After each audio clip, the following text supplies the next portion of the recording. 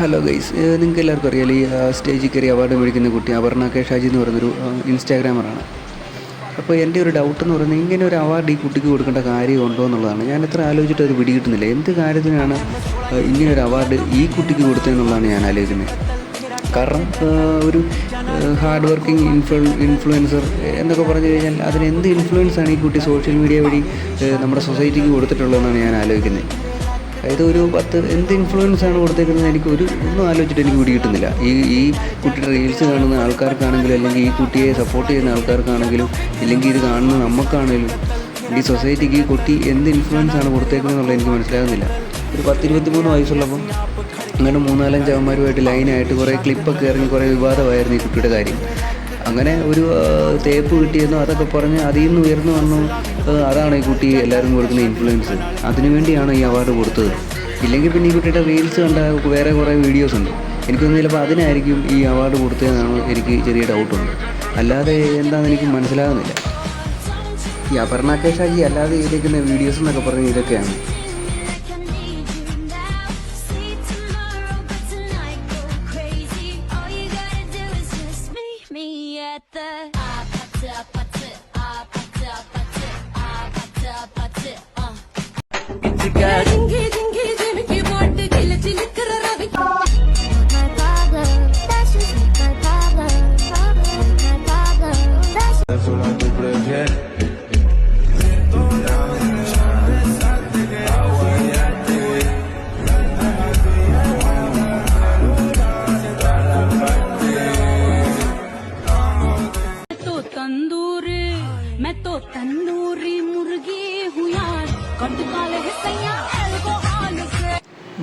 മടുത്തു ശരിക്കും. ഇതൊക്കെ കേട്ട് ഞാൻ മടുത്തു ശരിക്കും. സത്യം പറയാമല്ലോ, ഈ അപർണ കെ ഷാജി എന്ന് പറയുന്ന ആൾക്ക് ഈ അവാർഡൊന്നും കൊടുക്കേണ്ട യാതൊരു കാര്യമില്ല. അതിനുള്ള ഒരു കോപ്പും ആ കുട്ടി ചെയ്തിട്ടില്ല.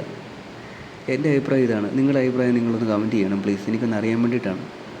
അതുപോലെ തന്നെ ഈ സോഷ്യൽ മീഡിയാസിൽ നമ്മുടെ സൊസൈറ്റിക്ക് മോട്ടിവേഷനും അതുപോലെ നല്ല ഇൻഫ്ലുവൻസൊക്കെ നൽകുന്ന ഒരുപാട് ആൾക്കാരുണ്ട്.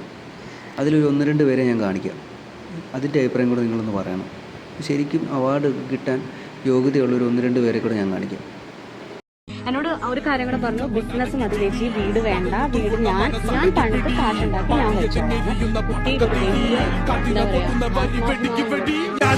വരുന്ന വരവിലൊക്കെയും ഭയന്ന് എനിക്ക് മെലിട്ട് വെച്ച കടിഞ്ഞാണ് മറന്ന് അടിത്തെറ്റി പതിച്ചപ്പോൾ അടിത്തട്ടിലടിഞ്ഞ് അടവുകൾ പയറ്റി ഇപ്പൊ തെളിഞ്ഞ് നിനക്കും തരാ പരാതി വേണ്ട നരാതമന്റെ കല കിരാതമന്റെ കരാങ്കുലിയിൽ കറ ഒരേയെല്ലാമേ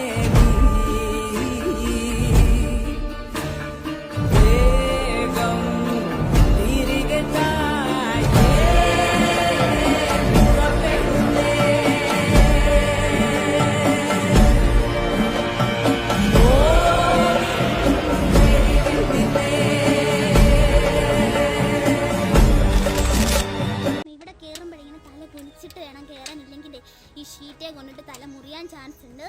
അവിടെ മാത്രമല്ല, ഇവിടെ വരുമ്പോഴും തല കുനിച്ചിട്ട് വേണം കയറാൻ, ഇല്ലെങ്കിൽ ഈ തടിയിലിടിക്കാൻ ചാൻസ് ഉണ്ട്. അങ്ങനെ കുറേ കാര്യങ്ങൾ നമ്മുടെ വീടിനുണ്ട്, കുറേ പ്രത്യേകതകളുണ്ട്. ഇതാണ് നമ്മുടെ വാതിലോ, ഇതാണ് നമ്മുടെ വീട്. ബെഡ്റൂമെന്നോ അടുക്കളയെന്നോ അങ്ങനെ ഒന്നുമില്ല, എല്ലാം ഒരിടത്ത് തന്നെയാണ്. കാരണം ഇവിടെ കറണ്ട് ഒന്നും എടുത്തിട്ടില്ല. ഈ എടുക്കുന്ന വീഡിയോക്ക് നല്ലതായിട്ട് ക്ലാരിറ്റി കുറവും വെട്ടക്കുറവും ഉണ്ടായിരിക്കും. ഞാൻ പറഞ്ഞില്ലേ, കറണ്ട് ഇല്ലാത്തതുകൊണ്ട് എമർജൻസി ലൈറ്റ് വെച്ചാണ് അഡ്ജസ്റ്റ് ചെയ്യുന്നത്. അമ്മയുടെ ഒരു പഴയ സാരിയാണ്, അത് ഞാൻ നൈസായിട്ട് ഞെസ്കിയിട്ട് 2ആയിട്ട് മുറിച്ച് ടാപ്ലെയറൊക്കെ അടിച്ച് ഇങ്ങനെ സെറ്റ് ചെയ്ത് വെച്ചിട്ടുണ്ട്. കണ്ടോ, ഈ നമ്മുടെ വീടിനകത്തെ എന്റെ മറ്റൊരു വീട്.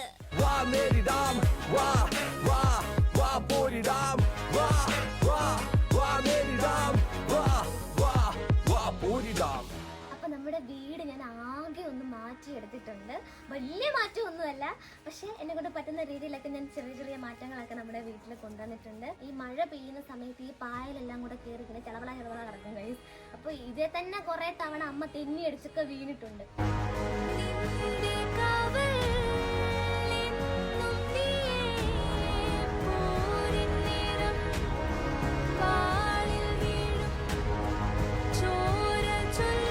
പറ എൻ്റെ അഭിപ്രായം ശരിയല്ലേ? ശരിക്കും പറഞ്ഞ് ഇവരൊക്കെ അല്ലേ നമുക്ക് മോട്ടിവേഷൻ തരുന്നത്. പല കഷ്ടപ്പാടിൽ നിന്നും ബുദ്ധിമുട്ടിൽ നിന്നും അതെല്ലാം സഹിച്ചും ക്ഷമിച്ചും സ്ട്രഗിൾ ചെയ്ത് സ്ട്രൈക്ക് ചെയ്ത് പല ബുദ്ധിമുട്ടുകളെയും ഫേസ് ചെയ്ത് അതിൽ നിന്നെല്ലാം രക്ഷപ്പെട്ട് പോരാടി വിജയിച്ചവരല്ല ഇവരൊക്കെ. ഇവരെന്ന് മാത്രമല്ല, ഇവരെ പോലെ വേറെ കുറേ ആൾക്കാരുണ്ട്. ഇതൊക്കെയാണ് ശരിക്കും പറഞ്ഞ മോട്ടിവേഷൻ എന്ന് പറയുന്നത്. ഇതിനൊക്കെയാണ് അവാർഡ് കൊടുക്കേണ്ടത്.